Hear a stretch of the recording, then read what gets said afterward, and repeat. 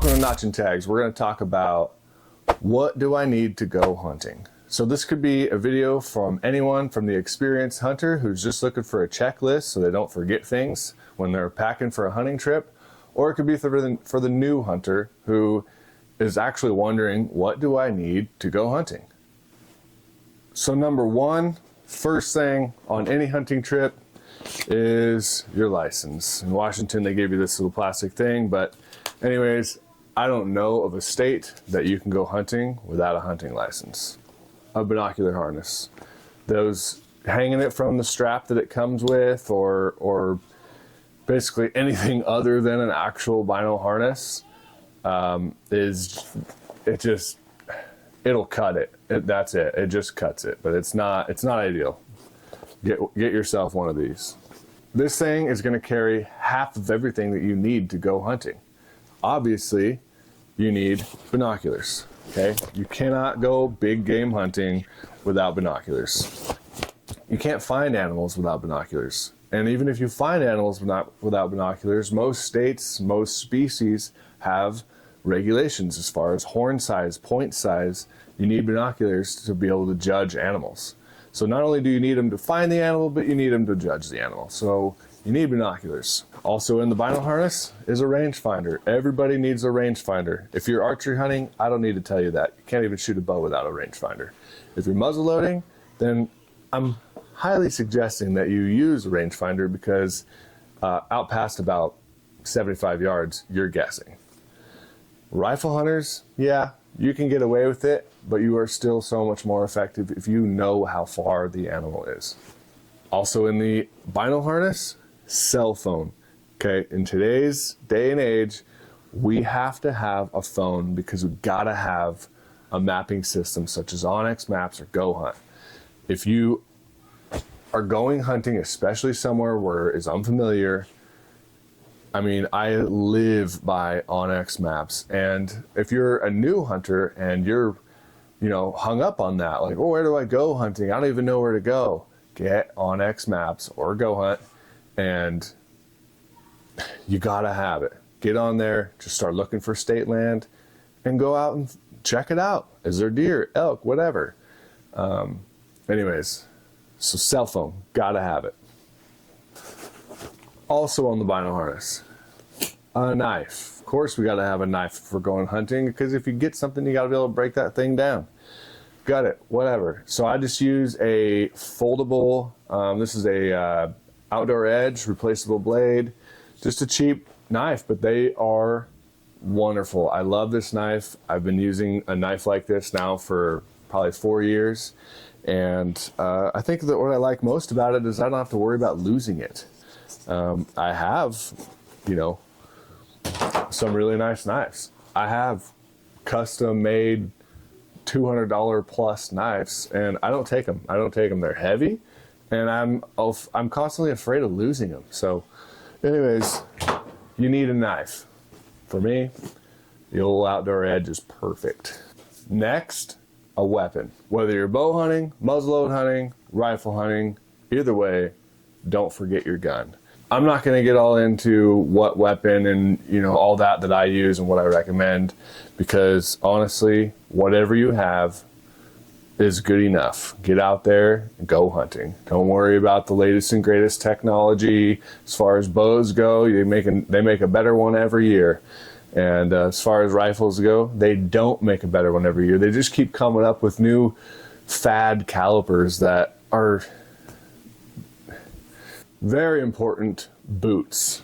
These here are the Crispi Nevadas, and they are basically an all-around go-to boot. They could probably do just about anything. Next up is clothing. Get yourself some type of hunting pant. Don't get hung up on the brands. These are both name brand hunting pants, and they're polyester. So you can go to Walmart and find yourself some athletic, outdoorsy type pants that are polyester, and they're going to do the same thing. It's just polyester. Polyester is polyester, whether it's from Walmart or Kuiu.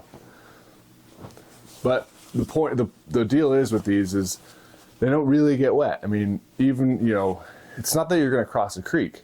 It's the vegetation in the morning is wet from the dew. So these just keep you out there longer and comfortable. So I really recommend get yourself some hunting clothing, but again, don't get hung up on brands. Costco is phenomenal for hunting clothes. You can gear yourself up for $100. I mean, no joke. They have like really good hunting pants for like $15. Next up, a meat hauling pack. Now, once again, I don't care what you get. Just get yourself something that has a meat shelf that is capable of hauling meat. And maybe it's not even specifically designed for hauling meat, but you know that you could make it happen. See how this bag separates like this? You have this meat shelf in here, your straps, and anyways, get yourself a meat hauling pack, because on practically, especially out west, I mean, if you're tree stand hunting, it's different, right? But if you're hunting out west, mountain hunting, mule deer, elk, you name it, you're going to find yourself miles away from the truck. And even if you're not miles away from the truck, even if you are 3/4 of a mile from the truck, but you're in a burned area, which is super likely if you're hunting mule deer, you cannot drag a mule deer through the burn. There is log after log down on the ground, and you cannot do it, especially by yourself, but you can't do it. I don't know how there's so many old timers that don't use hunting packs or meat hauling packs. I don't know how they did it. I think honestly back in the day, I don't know that they got as far away from the truck. And if they did, they had a meat hauling pack. You have to be able to quarter up your animal and haul it out on your pack. Along that same line, you need game bags. Okay, these are like a reusable ultralight type game bag. Totally up to you. Honestly, I'm on the fence of whether I really like using these or not. The disposable cotton ones, they're bigger, they're heavier, but the fact that you don't have to wash them and worry about the whole reusing process is pretty nice. Get home, throw away those game bags, throw new ones in your pack, and you're good to go. But anyways, game bags, you choose what ones you want. A headlamp. You will find yourself in the dark. You should be leaving your truck in the dark, or your tent or whatever, and you should be getting back in the dark. So if you're doing a really good job, you'll probably need this twice a day. You need a headlamp.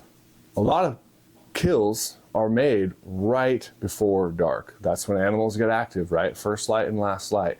So the chances of you taking your animal last light and breaking that thing down in the dark and packing it out in the dark is really good. You gotta have a headlamp. A first aid kit. The number one injury to hunters is a knife wound. I beefed mine up and put some quick clot in there, again, because my number one concern is knife wounds. Last but not least is fire starter.